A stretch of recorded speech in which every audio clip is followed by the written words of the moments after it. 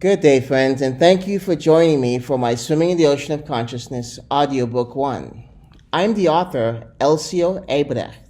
Allow me to be your guide as together we take a plunge into the ocean of consciousness and I guide you to discovering your magic within. As one looks back on their life, one begins to realize how the journey to the present was affected to a large extent by certain people that intersected your path. Elcio is one of those people who showed up in my life one day with a clear passion to accomplish something bold in his home country, especially for a young man at that time.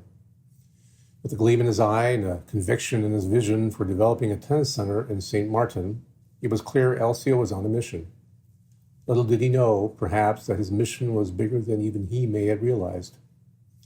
Over 15 years have passed since that first day in my office, during which we exchanged countless conversations about his vision for business, but more importantly, about our beliefs that guide us, that drive us, that open our soul to a larger reality that is often so difficult to understand sometimes, let alone articulate. He left his home country and those that were close to him, for it seemed he couldn't accomplish what he was destined to do there. Having many conversations during the tumult that led to his departure, his connection to the U.S. led him to Michigan. What would be more out of one's comfort zone than leaving the Caribbean to end up living in Michigan during the winter? It was there that I learned of the deeper journey that Elcio was on. As an architect, I dream of the uncreated, which eventually manifests into physical reality, an intervention or environment that I hope would bring what the late architect Will also called joy and delight, referring to what he believed we in the profession were involved in as opposed to all other professions being involved in doom and gloom. The 1st century BC Roman architect Marcus Vitruvius described that architecture should be founded on the principles of commodity, firmness, and delight, where delight in fact referred to venustus, or beauty in Latin. Leonardo da Vinci's illustration of the Vitruvian Man connects me back to Elcio. While the beauty and sensuality of the human form fascinated Elcio, it was his deeper connection with the spiritual self where he connected with me. Elcio was the contemporary Vitruvian Man not because of supreme proportions of nature and thus beauty.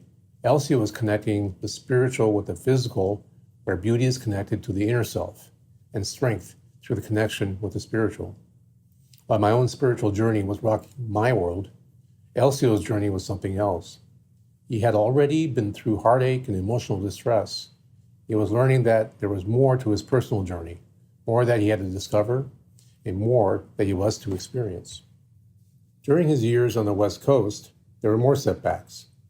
As he was acclimating to a new environment and discovering a new partner, he was also refining his methodology for training. His methodology was rooted in connecting mind, body, spirit. I believe he was also learning more about himself and what was possible as continued preparation for what was to come. While developing his new business venture, the possibilities seemed bigger than even he could have hoped for. Elcio thinks big. I admire him for that. I wanted him to succeed in such a big way. Alas, as life is, obstacles always seem to be lurking around the corner, somehow to materialize and dampen the positive spirit. He was moving towards the cusp of something new and bold, yet it appeared that his time was not yet to be. Broken partnerships, tremendous heartache, and what seemed to be the disintegration of his dreams were to challenge his resolve. Several years later, he has emerged on the Pacific Northwest to discover that vision doesn't die. There are successes and there are setbacks, and the rhythm of life is a constant to and fro. It is the bold that experiences this rhythm at another level, amplified by the degree of boldness one lives life. I am hearing him the absorption of these experiences through a new filter, a new mechanism for enlightenment. Through the lens of hindsight, the maturation of his methodology for training was converging with his methodology for life. In competition sports such as tennis, you win or lose. One has to choose to persevere through loss in order to win. To Elcio, each setback is the dusk before a new dawn. Now dusk is a promise of a dawn, and there is a supreme beauty in both. I don't think I would call Elcio an eternal optimist. He has become a new realist with a dream that never dies. He is someone no different than you or I who has the spirit to succeed and the resolve to rise.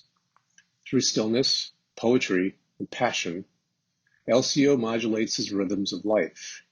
It is his own firmness, commodity, and delight. His focus has become emboldened. To me, the Vitruvian Man, which I connected with over 15 years ago, has risen from Leonardo da Vinci's page and is not only an inspiration in today's world of confusion, pain, and heartache, but evidence that whatever one goes through, there can be a new dawn for self-fulfillment and transformation. Thank you so much, friends. It was such a pleasure to be able to narrate Swimming the Ocean of Consciousness, Audiobook 1 for you, the story behind the story of LCO Ebrecht. Until next time, please remember to tread water lightly and always be kind and loving to self.